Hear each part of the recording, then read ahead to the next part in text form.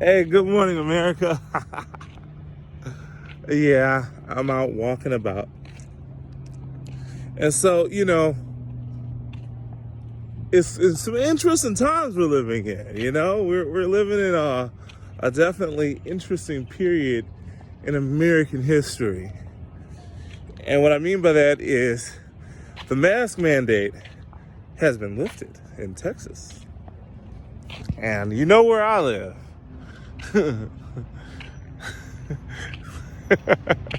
It's just as funny to me. I'm watching how everybody is freaking out. Everybody's giving their opinions, which is okay. Speak your mind. I mean, speak your mind. But I would like to ask some questions, though. And I love asking questions.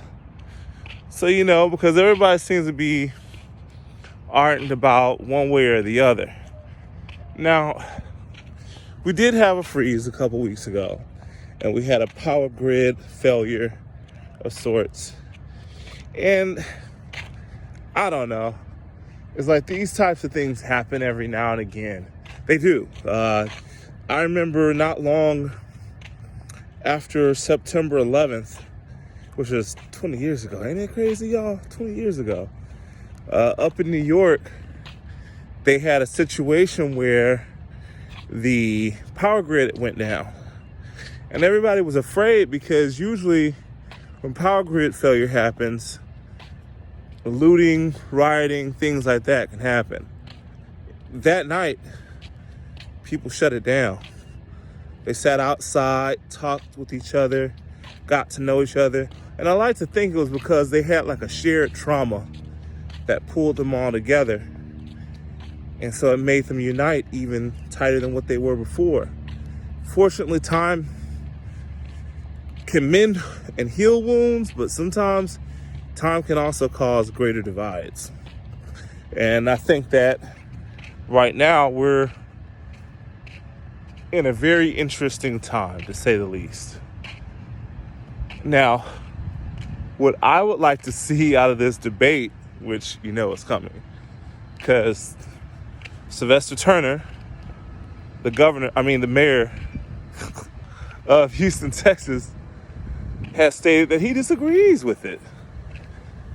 Greg Abbott, of course, says he wants to move forward with it. Florida has been moved on from a mask mandate. They're doing pretty well. See how that beautiful sun is? Man, I'm sorry it's getting in your face. Try to turn this way. But Florida has been without a mask for quite a little while, and they've been doing very well, actually. So is Georgia, I believe, too. And Texas has been as light as possible with mandates, but now it's going fully without it. And so I'm watching all these different personalities jump off, and what I really want to see out of the debate is, what is the scientific evidence that puts us forward to go without a mask, and what is the contrary scientific evidence that proves that we need it? See, emotional debates calls for reckless decisions. But if we can put some facts to it, we can find out what we should do next. Of course, it's becoming about politics again because, hey, like I said, we had a power grid failure a couple weeks ago, and people were taking it as, well, they just want to remove it from the headlines. And maybe they do. Maybe they don't. We don't know. Masks were never meant to be worn forever. That's the one thing we know. At some point in time, we have to return to a point of normalcy. And I know it's not a word, but it was a word used in American history when it came to, I believe, I'm trying to figure out which war was it. I'll figure it out. I'll get back to you later. But what I would suggest is that we have to understand that we are in a very, good morning, sir. We're in a very different time than what we were prior to 2020. 2020 was... So, with that said, man, y'all have a wonderful day.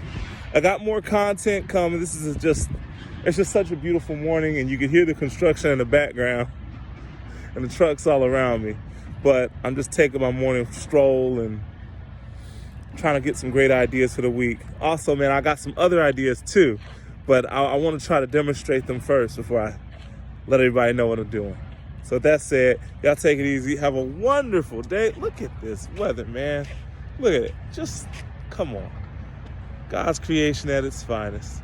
Y'all have a great day. Goodbye.